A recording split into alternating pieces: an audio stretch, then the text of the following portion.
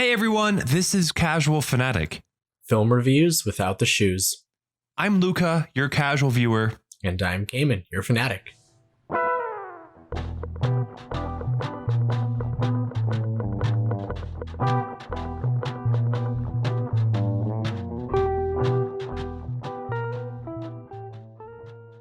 How you feeling today, Luca?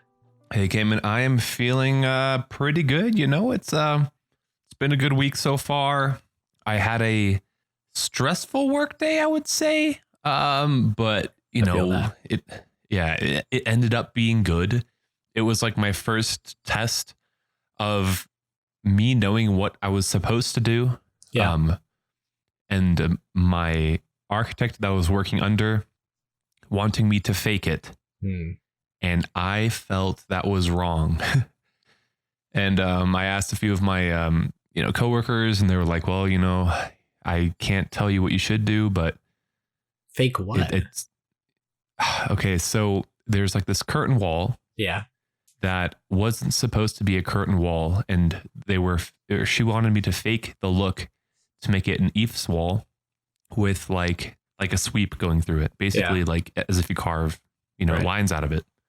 But it was a curtain wall where they had mullions as a grid system to make it look like the mullions were, the recessed area. Right. And I didn't want to do that. It was incorrect. 1 and 2, it was making life way harder than it needed to be, as if I just correct it. Right. And I told her that too. I was like, look, it would be just way better and easier if I just modeled it and I did it the correct way. And she was like, okay. And then she was like, wait, no, just do it this way. It's easier. And it turned out to be not easier. And so I called her and I was telling her the whole time, like, this, it's just not right. I don't want to do it. I literally told her I don't want to do it if it's going to be wrong and faked. Wow.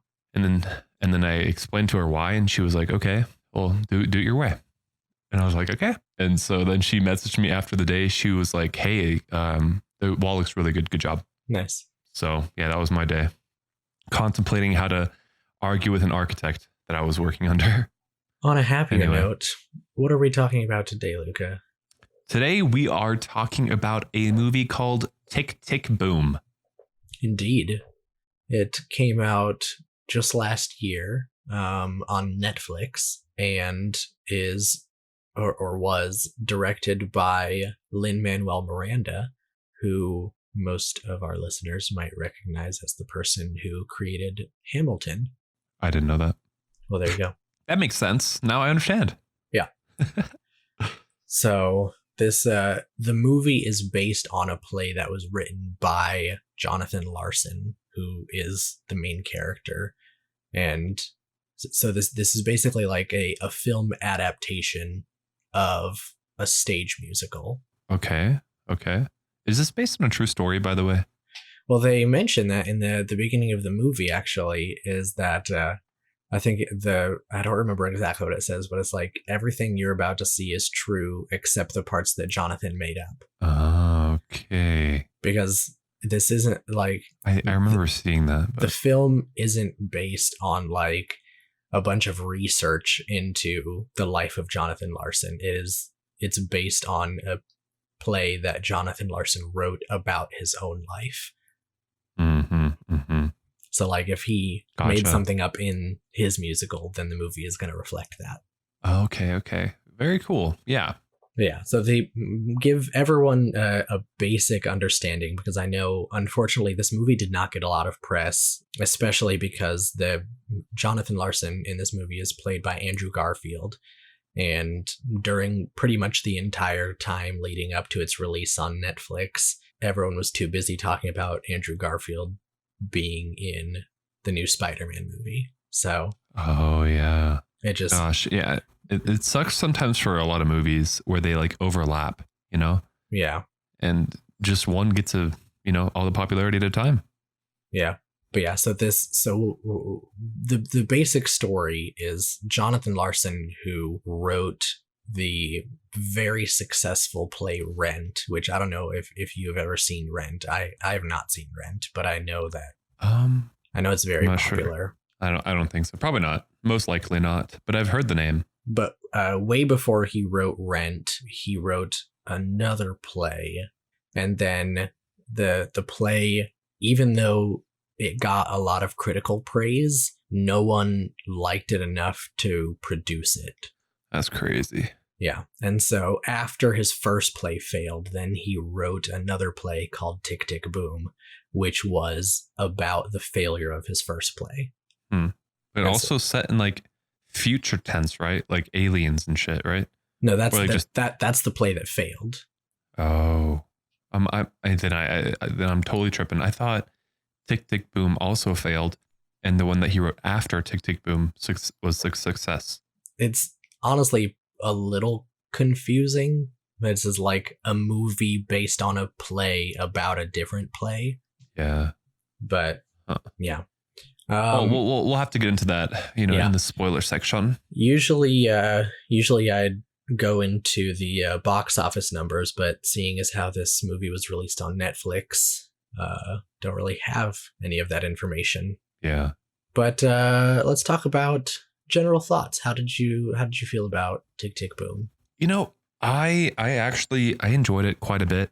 I think that I'll just state some super general things. Quite honestly, like there wasn't for me too much negatives that I found, like too many negatives, or that popped out at me at least. Yeah. I thought the camera work was fantastic. I love the lighting of the camera, so that already makes or breaks a movie for me, especially if like it's this type of. I feel like the lighting has to match the type of movie it is, and I feel it matched the mood perfectly, in my opinion. I feel like the acting was really good from all the actors. I agree. And I loved the singing. The singing was also great.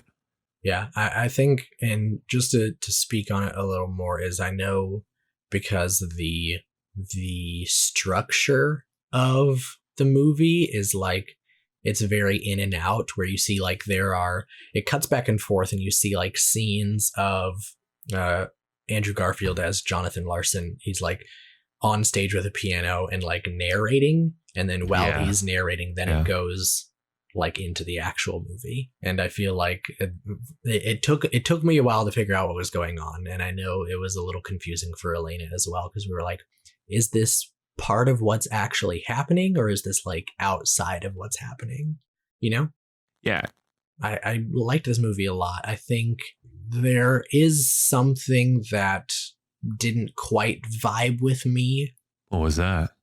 Although the singing I thought was very good, I was not super impressed with any of the songs. They were just kind of so-so to me.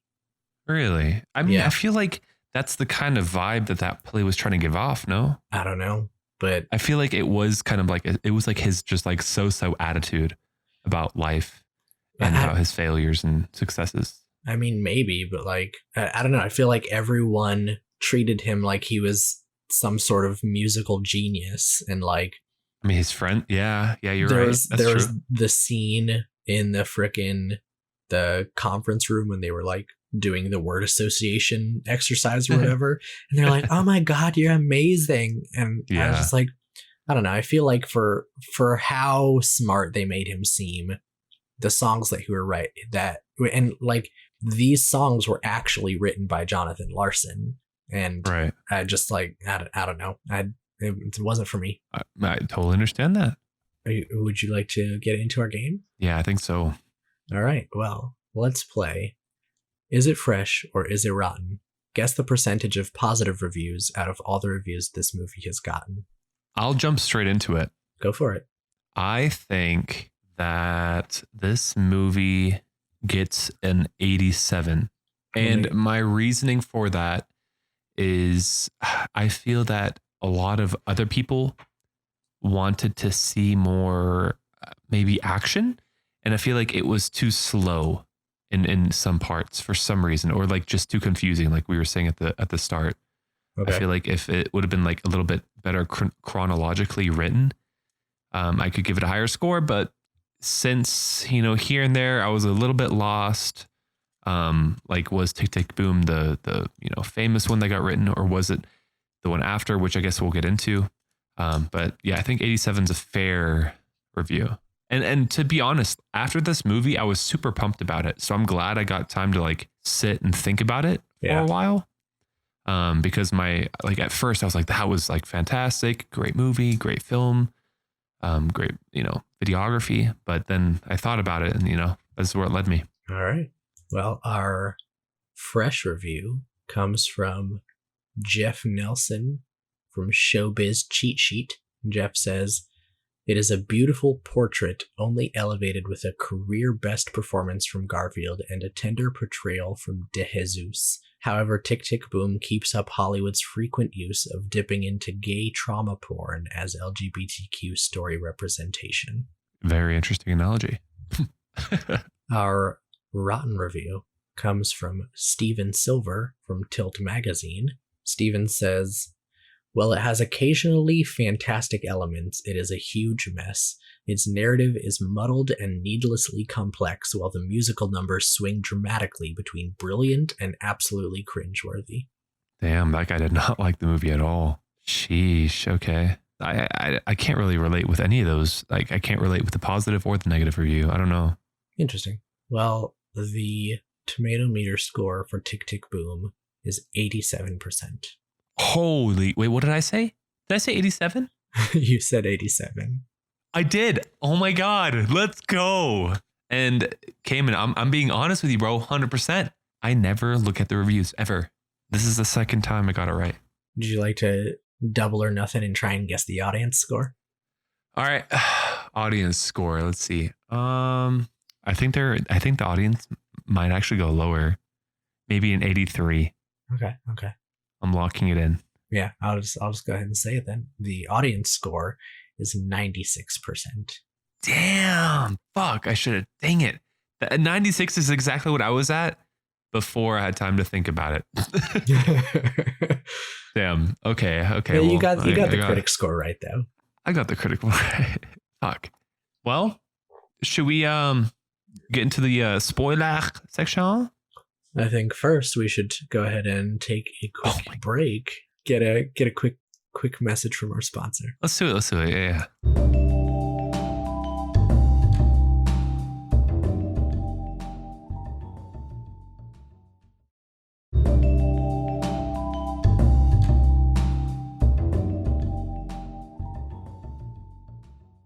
Alrighty, well, I hope you guys enjoyed the beautiful ad that we had running for you. So, humans and aliens, dogs and cats. This is the spoiler section. If you don't want it to be spoiled, don't listen. Meow, meow, meow. Gorgeous. I had to talk to both, humans, aliens, dogs, and cats. Well, when I start getting emails from all of our dog and cat listeners, I'll let you know. Yeah. Please let me know. And also the aliens. You can't forget about the aliens. I don't speak alien, so yeah, they're probably just going to send the regular English to you. We'll see. Anyway, I'll be real with you. I did not take a whole lot of notes on this one. Okay, that's perfect. I did. Kind of. Perfect. Well, but like super shallow notes, I mean, that's fine. I remember it well enough that I'll have things to add, but I think I'm gonna let you take the lead on this one because I have like 4 notes. Okay. To start off with it, like I said earlier, I thought the camera work was fantastic. I thought there was great music right to start off. Like the start of the movie was just like them randomly like getting into an interpretive dance about whatever they're doing, right? Like at one point he was like in the library, and he needed money, and then they started singing about like him being broke and them needing money, and that mood, that vibe that they carried all throughout the movie, of just randomly fucking breaking into song with what it could be over you dropping a pencil, right? That reminded me of Choir 100%. So weird. I mean, really, like people doing this and like being crazy and just like dancing and like starting to sing like randomly like that. It's real. I've been in that mood. I've been in that group of people. And I that's maybe why I connected with the movie a bit at the start and throughout the whole thing, because like the interpretive dance with the story behind it was awesome. And like you said, when it breaks into there like being a song and dance happening, but then him narrating over the song and dance, I thought that was like fantastic layering of all the different aspects that humans can communicate in. Yeah. of speech, of song, and of dance. Did you also connect with the way that they portrayed that creativity never really happens where you need it to? Yeah. Like Yeah, it's so true. Talking It's about real. how like he spent like 6 hours writing a song about like salt or something, but Yeah, salt and pepper or something like that. couldn't manage to write a song for his musical. Yeah. The most important scene he was spending days over. And I feel like it's real, you know? Like it's almost as if like spurts of you wanting to do something, right? Sometimes you're just lazy and you know you need to do something, but you don't want to. But Bro, then that's all how of I a feel sudden about you're like, editing this podcast. exactly. I mean, sometimes you really like want to do it, really want to get into it. And I feel like that's with every hobby, right? Yeah. Sometimes I don't want to do anything. And sometimes I'm like super fucking into it. And the same thing happens with creativity. Yeah. And that's why like I feel like architecture was a great medium, because when you have that creativity, you can bring it forth. But if you don't have it, then you can do the technical side of things. Yeah. So, but yeah, I feel like I highly connected with that, because it's happened to me before when I was supposed to be doing something or writing a song or, you know, memorizing my voice parts. Sometimes it's harder than other days. And that's just life in general. Yeah. I mean, Just I gotta definitely keep on connect moving. with the like general sense of the creative mind, but I was never in choir, and I feel like I can sing, and people that have heard me sing are like, oh my God, you're a good singer. But like, I don't like singing, because and I know this is a thing that like a lot of people have to like train themselves out of, but I deep inside my soul hate the sound of my singing voice. Yeah, that's the problem. Yeah. So like Cayman, the in only front time of all of our listeners, sing for us right I will now. not, I won't do it. The only time I'll sing out loud is if the music I'm listening to is louder than the sound of my voice, so I can't hear myself. I get that. I think you and I have sung together though in the car or something. I mean, it's possible sometimes if Yeah, you I'm catch me pretty in a sure. good mood, but I mean, I feel like also if you're with someone else that's singing, it makes it a lot better. yeah. You know, I totally get that. I totally get that for sure. I guess we both connect in like a different way. Yeah. Yeah. Oh, I wrote also here like the parties that they were having of like them drinking, and then like one guy like just starting to dance with someone else, and like Yeah. that those are choir parties. I mean, hands down, those are Oh my those gosh, are the choir and freaking theater kid parties. that guy who said, he was like, yeah, I don't really like choir. I just joined for the pussy. I mean, you know, that's fine. That's fine. And then A lot of everyone people started join singing, and choir. he was like, whoa, that was good. Yeah. Dude, a lot of people that I've like talked to join choir just because they heard either, you know, fun people are there or they're good parties. They don't really care about the music. And I'm like, I'm in it for the music. And then, you know, the party's just going to happen. Yeah. Because everyone, you know, if you're with a group of people that can be goofy and you're just loose around and you guys can sing together, which I feel like you said, it's one of the forms of, what's it called when you're being fragile, or you kind of like open up to someone. I feel like a singing voice does that, you know? I will say how I mentioned, because I had said earlier that I didn't really like the songs that much, but the song that they sang during the party, the Bohemia one, I really enjoyed that song. Caught yourself head bopping a little bit. But that was the only one, unfortunately. Did you not like tear up at any parts in the movie? No, not really. I mean, I did. I could feel the emotion for sure. Wow, you're heartless. That's crazy. No, I felt it. It just like it wasn't enough to push me to tears. Oh my God. Yeah, you're heartless, Cayman. Because I don't know, man. Did Elena cry? She got close a couple times. Yeah, I think maybe she had a secret tear here or there. There's no fucking way she cried during the Godzilla and the butterfly scene, but she didn't cry during this movie. It was mostly just like all of the like, oh, my friends are dying of AIDS stuff. That was the most emotional parts. Yeah, that was really sad. But even then, it's just like, because while it was going on, Elaine and I were like talking about how intense everything was, like when the AIDS epidemic first was like everywhere and people were making a big deal about it. And like you see Right. that in the movie as well, as like no matter where you go, there's like all over like posters on the sides of buildings, and like you go into a doctor's office and there's a huge thing on the wall that's like talking about AIDS and people being very aggressive towards homosexuals because they Right. were like thinking that they somehow caused this disease. Yeah. Yeah. We started talking about how crazy all of that stuff is, and like the fact that all of that stuff like happened not very long ago. And so Yeah. because we were talking about all of the AIDS stuff, we didn't really have, I guess, the time to like soak in the emotional part of that part of the story. Oh, okay. Okay. Yeah. Yeah. You kind of got sidetracked. They didn't suck you in all the way. But, Yeah. I mean, for me, it was a cold day. It was snowing out and I was cuddled up in my bed. It wasn't actually in the morning, and I was hungover, and then I started watching this movie, and it hit a lot different than it probably would have if I was like, afternoon with a buddy. I was like alone in a vulnerable, sad state. I wasn't sad or anything, but like the movie made me sad. I gotta say, I've never watched a movie with a hangover, so I mean, you should do it. It's an experience. Do it all alone, cuddled up in bed, and then watch a movie that's like sad, bro. It hits different.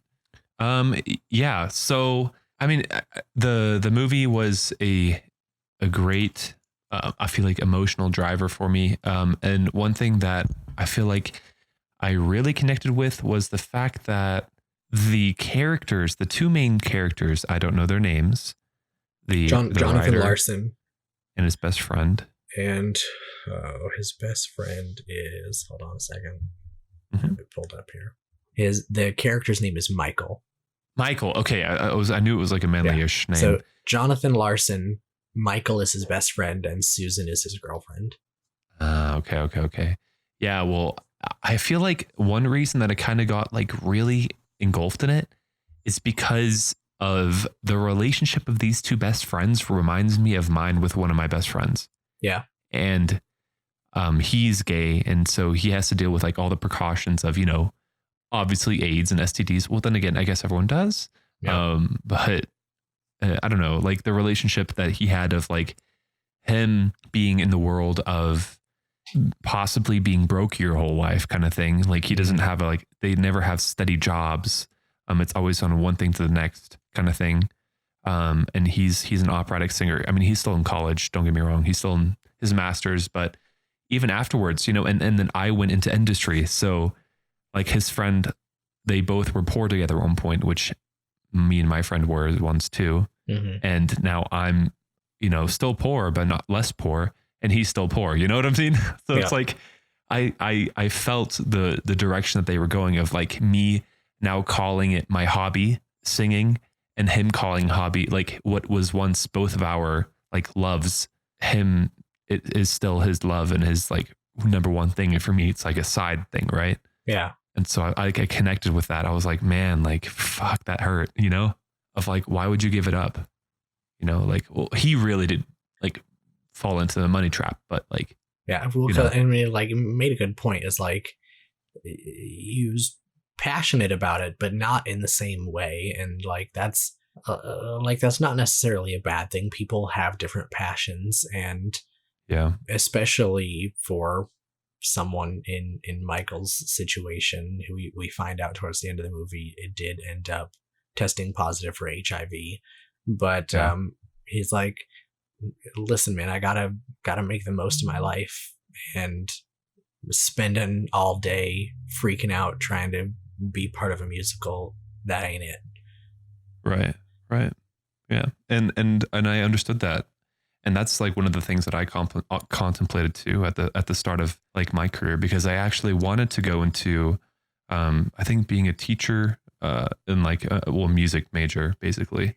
Yeah. I didn't know exactly at that point how far I was going to go with that, but and then I changed my mind because, I didn't think it would support me that well, which that was my same thought process. I also, because I had so much fun in the 7 years of middle school and high school band, and I was like, I could keep playing my instrument in college, but like, I know if I'm being honest with myself, I don't have the kind of musical talent to like be super successful as a trombone player.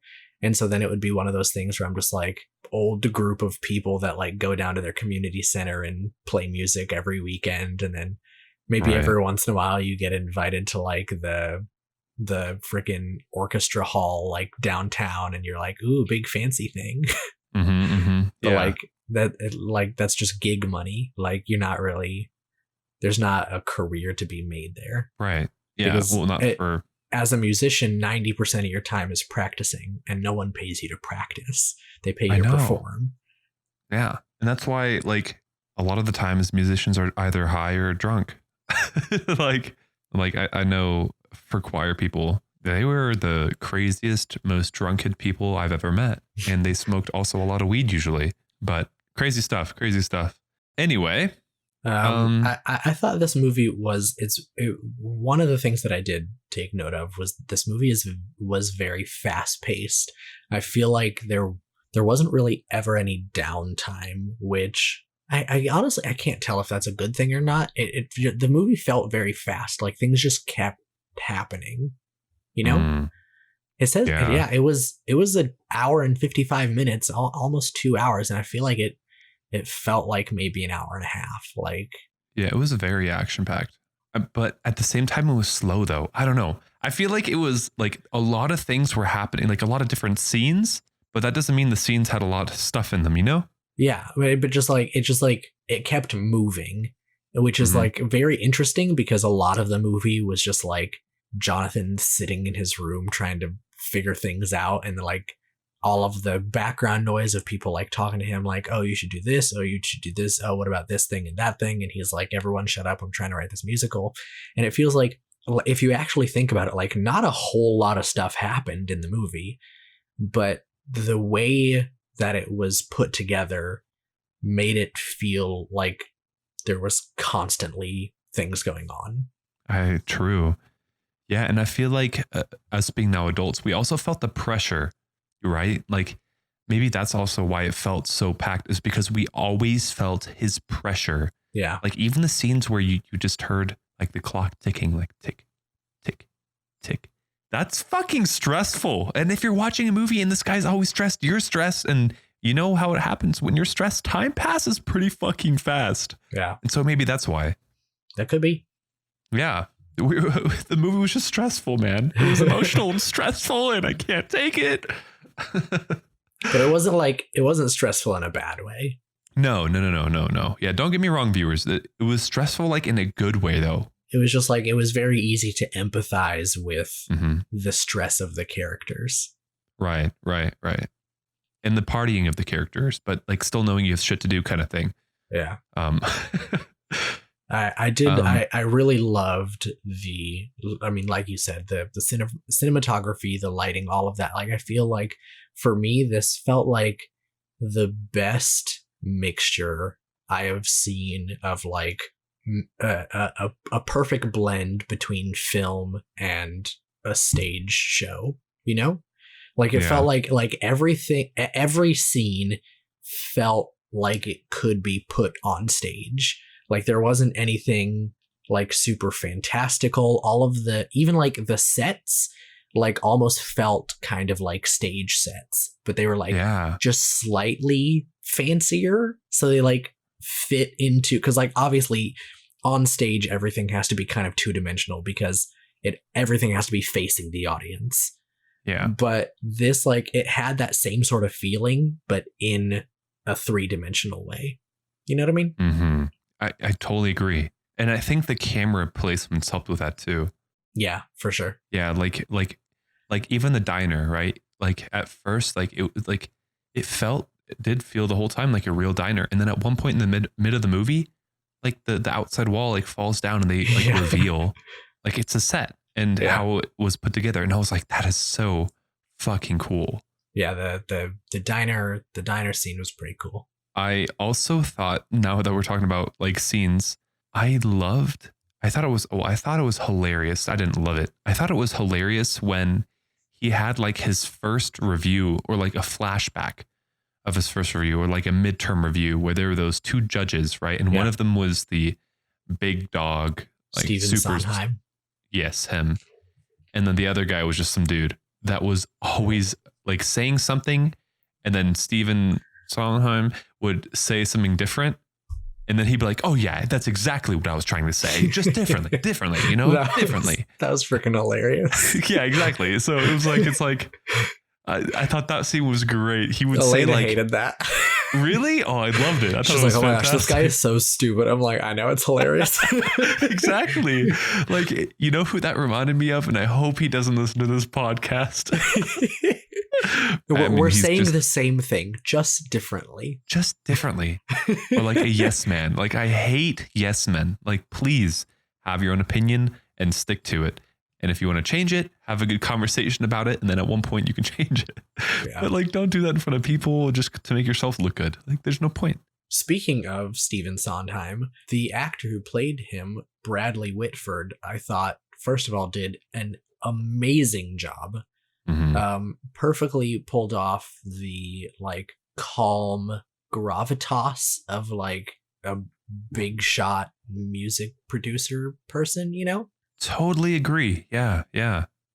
Like, he wasn't full of himself. And like, I don't know practically anything about real life Steven Sondheim, but the way that he was portrayed in this movie made him feel like the kind of person that you would want to have as a mentor. Mm-hmm. I totally agree. Like, very cool, calm, collected, but like very intelligent, and he won't like look down on you kind of thing. Yeah. Like, he's a thinker rather than like a talker. And like, he's not going to like both. Make a big deal about it or anything. And like, even like at the end when he like came in and sat in the back corner to watch the musical, although like the front seat was like reserved for him kind of thing. Yeah I mean, very well played. I mean, you really got that feeling from him, like you said. But it's even more outstanding, which just goes to show, is because Bradley Whitford also played. Do you remember in Godzilla King of the Monsters, there was that scientist that I said I got super frustrated every single time he was on screen? Yeah. Same actor. Oh, wait, really? Yeah. Oh, I didn't know that. What? Yep. Okay. Well, that just means he was a good actor. You I mean, know. That's what I'm saying. Like, I hope that came across in what I said during that episode, because I don't think that Bradley Whitford is a bad actor. I just like despised that character, and it just so happened that he was the one who played him. But he did an amazing job in this movie, and you loved him, and I loved him. Yeah, that's awesome. I didn't know that. That's a very nice like sequence of the same actor, different parts. Yeah. Totally different parts. I mean, one being like super intellectual and smart, the other guy being just a talker, annoying kind of thing. Yeah. Super cool.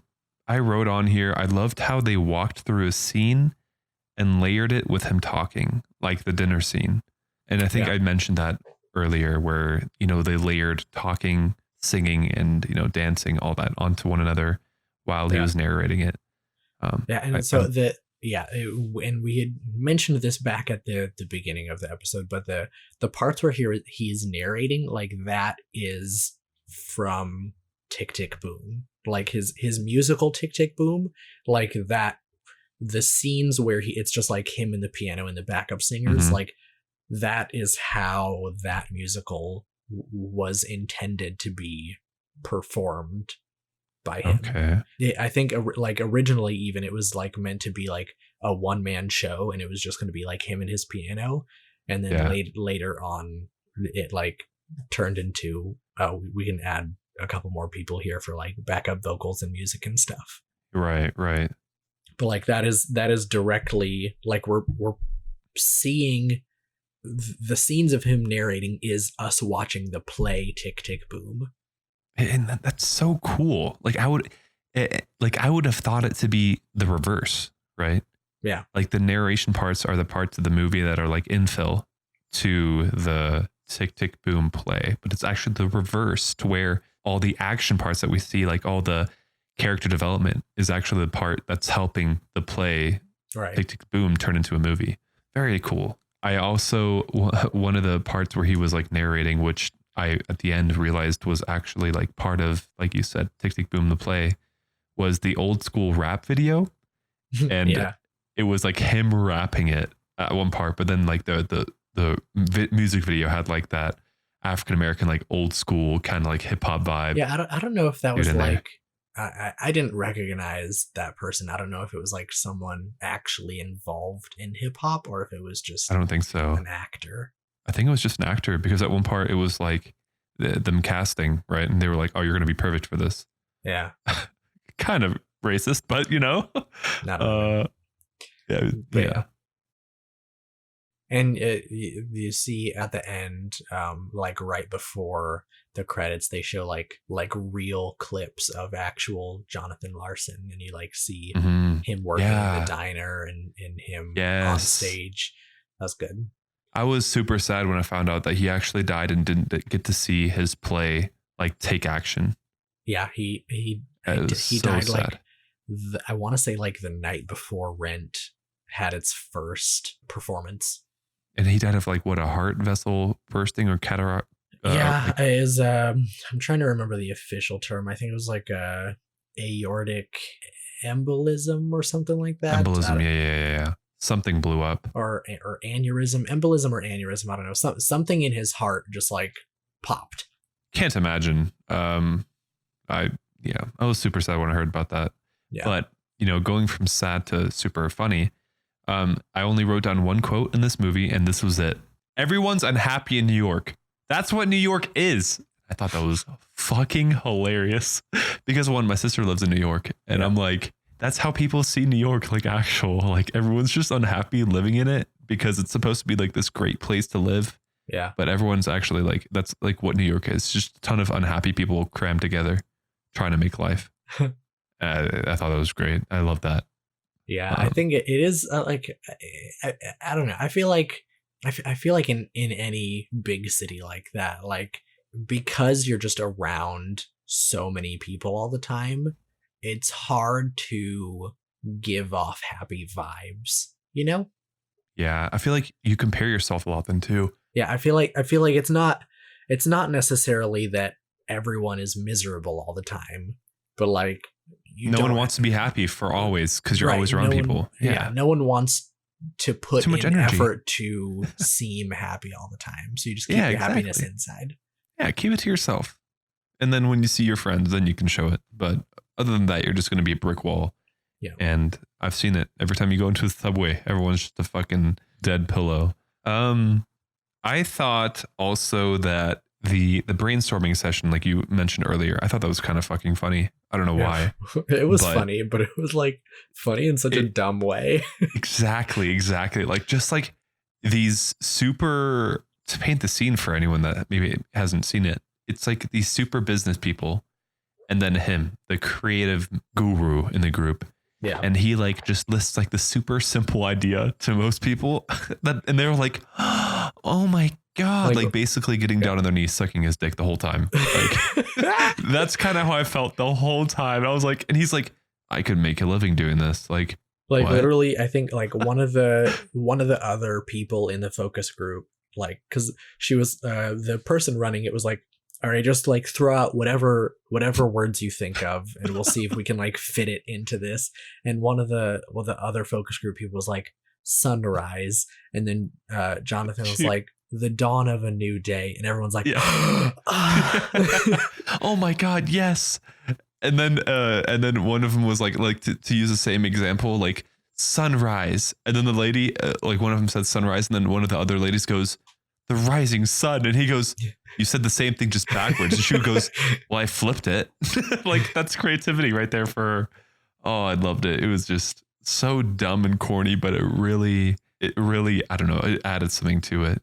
Do you remember the thing that when they actually got to the item that they were trying to sell, it was like some whack ass thing that was like definitely cause just gonna death, kill like- everyone. Yeah. And he was like, what the fuck? You're literally just trying to trick people with like these, like the ads, like that's what their job is basically. And then he at the end, he like kind of gave him the middle finger. Yeah. And I forgot what he named it at the end, but it was something really funny. Me either. Like something about losing. It was like a losing fat product. But yeah, it was good. I think, like I said earlier, I didn't get the sense of genius that I felt like the movie wanted me to. It felt like everyone was like, oh my God, Jonathan Larson is amazing. But then it was just everyone saying that he is amazing without, the movie didn't give me anything to prove to me that he's amazing. Right. And I think low key, like, I think that was meant to be, because a lot of the time, like, I have a lot of friends that, are good, and that's the way you support them. You're like, oh my God, you're so good. Like, keep going and all of that, But like, even people that weren't his friends were saying he was amazing. Who? Like who? Well, Stephen Sondheim for one. Right. But I feel like his criticism was because he saw something in him. It wasn't saying that he was amazing. You know what I'm saying? I guess. It's like you can see talent in people and try to nurture it and hopefully lead them in the right way. And I think also that's what that agent lady was doing, although she ghosted him at one point. She ghosted for a long ass time. Yeah. I think she was just trying to lead him in like the proper way, because she's like, they see something in him. Not saying that he's a musical genius. Yeah. But I feel like even with like some of my best friends, like I see something in them and I can tell that they have it, but they're just not there yet. But you don't want to be like, you're not there yet. Like, you're not good. You tell them they're the best, and then they'll keep going. And then at one point reach it, I don't know, man. And that's how I felt like the movie. And maybe that's why I connected with it, because that's friendship 101. You want your friends to succeed. And so you cake them up a bit, right? You're honest with them. Like, you got to start writing the new one, Yeah. But also you're talented. So keep going, please. Yeah. Okay. That's understandable. Yeah. That's kind of how I saw it. Like the whole thing was like them just trying to like push him and like move him into like the direction that they hope that he can go into it. Like he can succeed in. I don't know. I mean, also, I guess if you think about it, because Tick, Tick, Boom was written by Jonathan Larson, like, I don't know how much of what was in the play got put into this movie, like word for word. And like, I have no idea about the adaptation process that was put in, but I would imagine if someone is writing a musical about themselves, they're going to make themselves sound better than how it actually probably happened. You think so? I think the exact opposite. I think they would make themselves look like such dog shit that then when they finally did it, it'd be like amazing. If someone, I think if someone had, because he said he spent like 9 years trying to work on that other play. More than that. Yeah. If you had spent a decade of your life working on something and then it failed, and then you like go back later and you're like, I'm going to write a musical about how that other musical failed. I don't know. It felt like one of those things where you're like, well, I did great and my musical was great, but nobody liked it. Interesting. I mean, I see where you're coming from, but I didn't understand it like that. I don't know. I feel like people always play themselves down. I think like he played himself down a little bit, because like you obviously see like the tension with like especially between him and Susan, with like her having this new job that means she would have to move away, and like him just not even paying attention to that. It didn't really like hold back on him completely ignoring the shit out of her.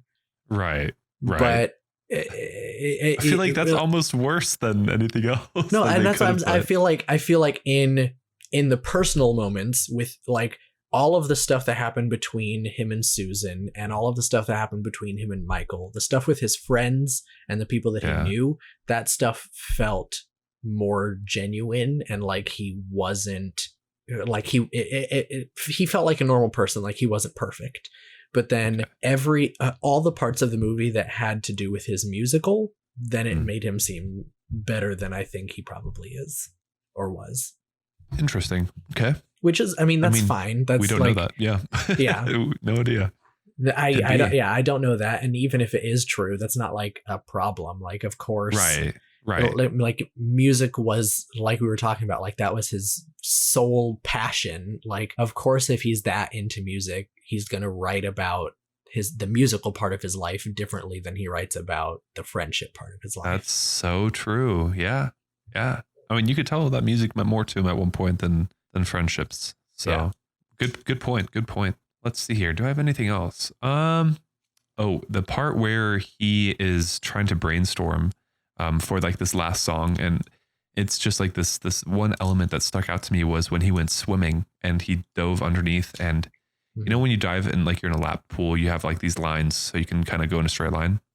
And how I've never swam in a lap pool. Oh, yeah, the lines are basically like so you don't like Yeah. steer yourself into the Other people. little buoys. Yeah. But when he looked down there and then he like saw the lines turning into like a music staff, and then he saw the music. I thought that was so creative. Yeah. In a way of like him brainstorming while he's singing. Like he couldn't think of anything to do because his best friend was mad at him. His girlfriend may have just broken up with him, and all he could think about was he has to go swimming. And then he goes swimming and boom, it hits you in like the weirdest random time. Getting distracted by the girl drying herself off on the side of the pool. Yeah, yeah. But yeah, exactly. Exactly. But then all of a sudden it was like, there it is. And he like dove down to the bottom of the pool and like touched them. And I thought that was magical. I don't know. That was nice. And then it almost reminded me a little bit of, because just like a few weeks ago, Elaine and I finished watching Queen's Gambit, which is also on Netflix. I don't know. Yeah. I don't know. Have you seen that? I haven't, but I tried to watch it. Mm-hmm. It's a show, correct? Yeah. Yeah. I tried to watch it. I think I got to episode 2 and then I didn't. Okay. I don't know. It didn't hook me as much as I thought it would. I'll tell you this. Once the show gets past the orphanage, it gets much better. I didn't really like any of the orphanage stuff either. Okay.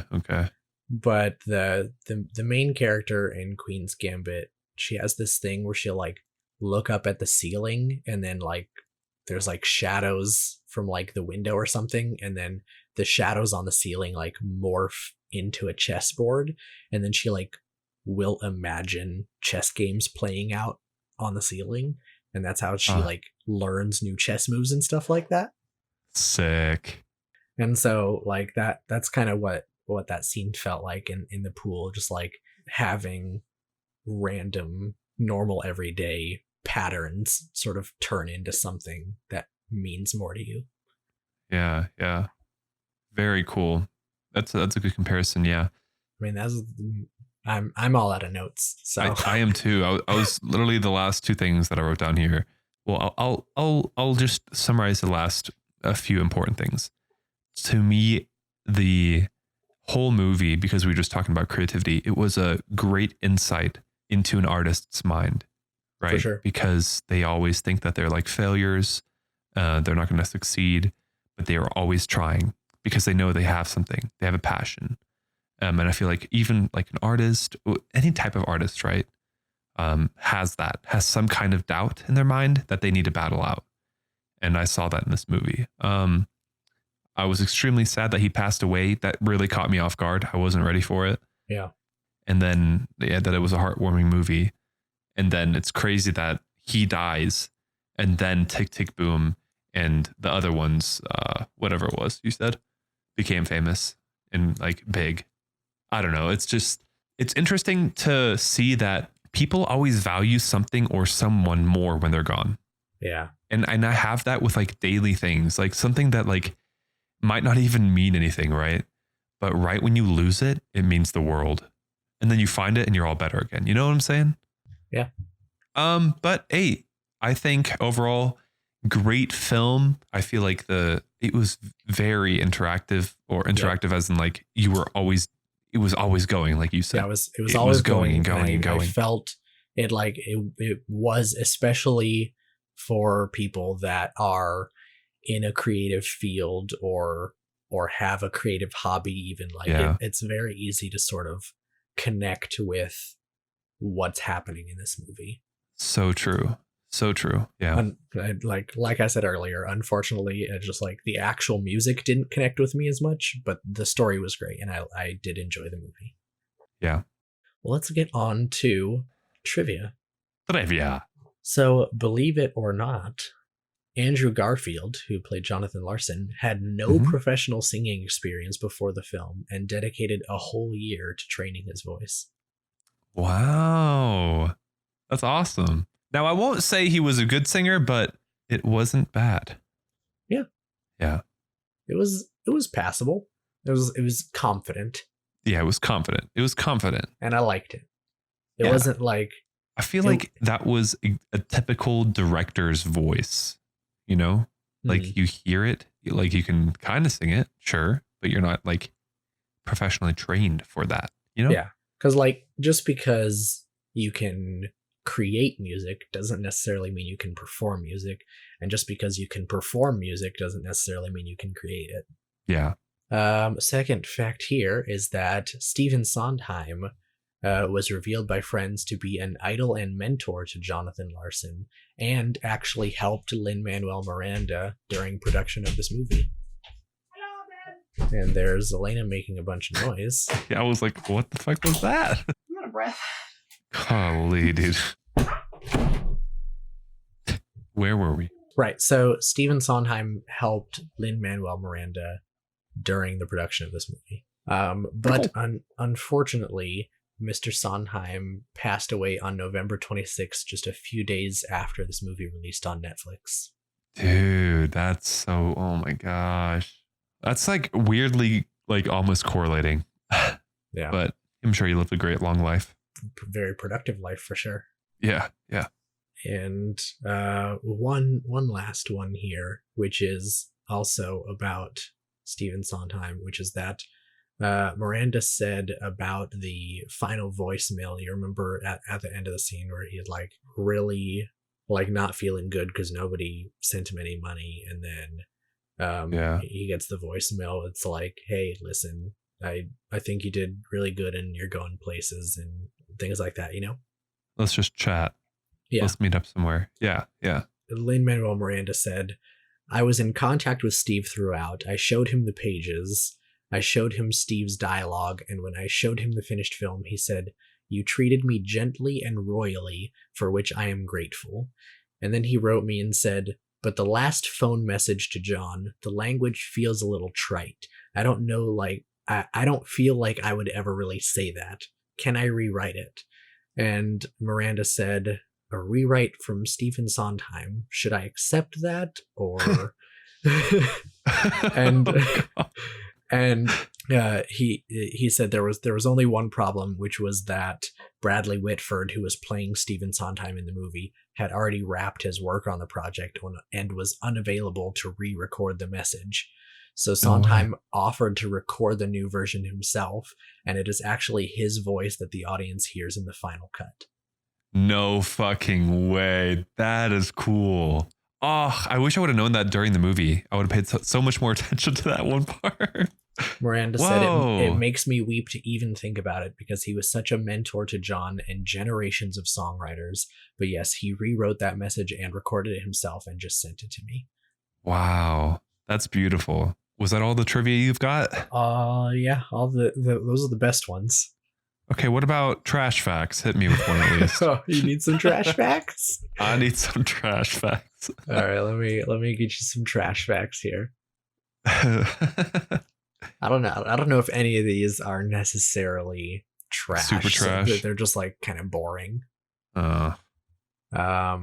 This one says this is Andrew Garfield's debut on Netflix, which I don't see why that's really important, but I guess this is the first time he's been on a Netflix project. Cool. Nice. Good for him. But yeah, that's good. What we got. Yeah. I like ending with trash facts. Sometimes they're just so let down, you know? Yeah.